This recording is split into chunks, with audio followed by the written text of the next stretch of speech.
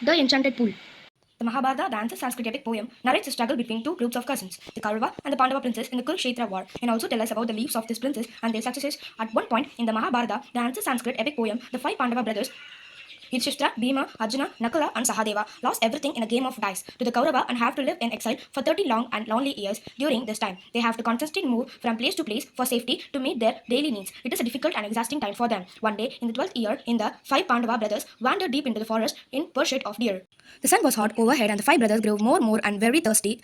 The deer had vanished and at last they came to stop, realizing it was a useless chase. Yudhishthira sank down under a tree to rest and said to Nakula, "Brother, climb the tree and see if there any pool or river nearby." Nakula climbed up and looked around and said, "A little way off I can see water, plants and crans. There must certainly be water there."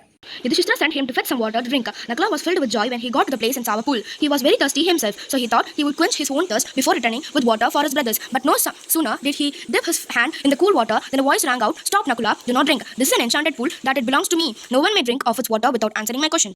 Nakula looked up in surprise. He could see nobody. He felt too tired and thirsty to heed the warning, so he knelt down and began to drink the water. At once, he began to feel terribly and drowsy and soon fell down unconscious. When Nakula did not return for a long time, his sister sent Sahadeva to see what the matter was. Sahadeva reached the pool, and though he was distressed to see his brother lying on the ground, he rushed to the waters and edged to quench his burning thirst.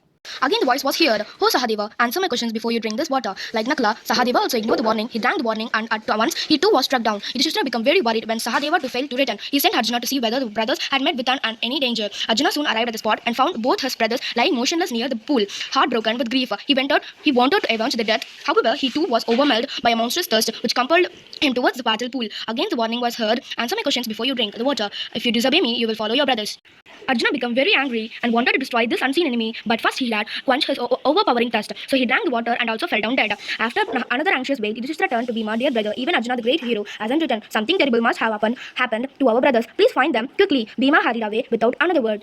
His grief and rage can be imagined when he saw his three brothers lying there dead. He thought, "This is certainly the work of the Yakshas. I will hunt them down and kill them. But oh, I am so thirsty, I shall first drink some water so that I can fight them better." And he knelt down beside the pool. The voice shouted, "Bhima, behave. You may drink only after answering my questions. You will die if you ignore my words. Who are you to dictate me?" cried Bhima, and drank the water quickly, glaring around in defiance, and instantly his great strength seemed to sleep away, and he also fell dead among his brothers. Yudhishthira became quite distraught when none of his brothers returned. Finally, he decided to go and look for them himself. Following their footsteps, and he walked until he came to a pool of limpid, calm water. Then suddenly his gaze fell upon his brothers, lying there cold and lifeless. He stumbled forward in shock, unable to control his grief, weeping bitterly. Lying there cold and lifeless, weeping bitterly for them, he cried out, "Was this to be the end of all struggles? Just when your exiles is about to end, you have been snatched away.